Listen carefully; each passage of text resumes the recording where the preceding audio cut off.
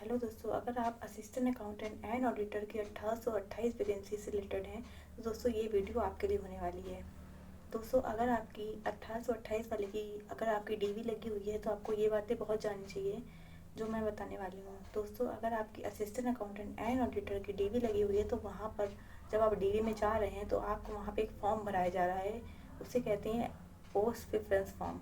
इसमें आपको assistant accountant auditor आपको कौन सी चाहिए उसको फर्स्ट सेकंड थर्ड में प्रेफरेंस क्रिएट कराया जाएगा। तो दोस्तों आपको ये बातें जाननी चाहिए कि आपके लिए कौन सी बेहतर है।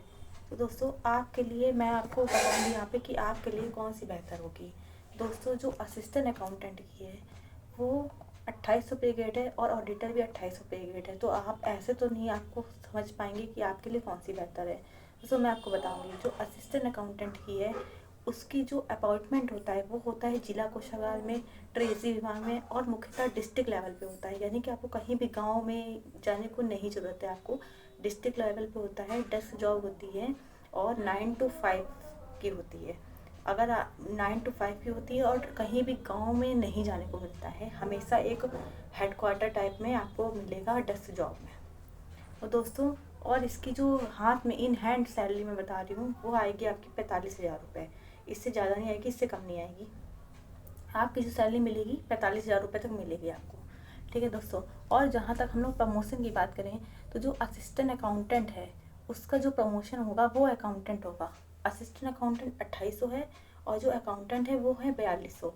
और अकाउंटेंट से आपका होगा लेखाधिकारी। जो लेखाधिकारी का होगा वो 5400 पे रेट होता है। बट जो लेखाधिकारी की वैकेंसी है वो आती है पीसीएस के माध्यम से, तो आपको इससे कोई लेना देना नहीं है। आपको इतना ध्यान रखना है कि आपको असिस्टेंट अकाउंटेंट से अकाउंटेंट बनाएंगे जो कि 5 से 7 सालों में आप बन जाएंगे।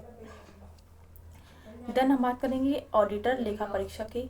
तो दोस्तों जो लेखा परीक्षक है वो उसमें मेनली जो वर्क है वो आपको देंगे फील्ड वर्क। अगर आपको एक डेस्क जॉब चाहिए तो दोस्तों उसमें डेस्क तो होती है, डेस्क जॉब होती है ये, बट आपको जाना आना पड़ सकता है जिसके कारण आपको टीए मिलता है, आपको डीए मिलता है, जिससे आपकी जो सैलरी है वो 60,000 तक पहुंच जाती है। तो दोस्तों अगर आप एक महिला हैं तो मैं आपको रिकमेंड करूँगी कि आपको असिस्टेंट अकाउंटेंट लेनी चाहिए क्योंकि आपको जाना आना कम पड़ेगा जिससे। और अगर आप एक मेल हैं तो आपके लिए बेस्ट रहेगी ऑडिटर। तो दोस्तों और नेक्स्ट बात करें हम लोग, जो ऑडिटर होता है उसका जो प्रमोशन होता है वो होता है सीनियर ऑडिटर। जो ऑडिटर का होता है वो होता है सीनियर ऑडिटर और वो होता है 54, वो भी होता है 4200 पे ग्रेड। ठीक है दोस्तों, वो होता है 4200 पे ग्रेड।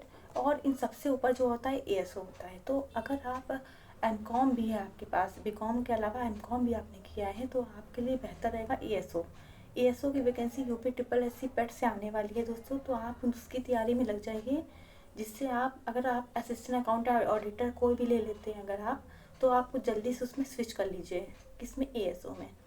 इसमें दोस्तों क्या रहे कि एएसओ में एमकॉम मांगते हैं तो प्रतिस्पर्धा कम रहती है, बाकी वैकेंसीज़ के मुताबिक इसमें प्रतिस्पर्धा कम रहती है। और दोस्तों मैं आपका फाइनल डिसीजन मैं अपना ये निकालती हूँ कि जो अगर आप फीमेल हैं तो आपके लिए असिस्टेंट अकाउंटेंट बेहतर रहेगी और आप मेल हैं तो आपके लिए ऑडिटर बेहतर रहेगी। पर अगर आपको इसके रिलेटेड और भी जानकारी चाहिए हो या आपको और कुछ पता करना हो तो आप मुझे कमेंट करिए, मैं आपके सारे कमेंट का जवाब दूँगी। बाय, जय हिंद, जय भारत। मिलते हैं नेक्स्ट वीडियो में। बाय।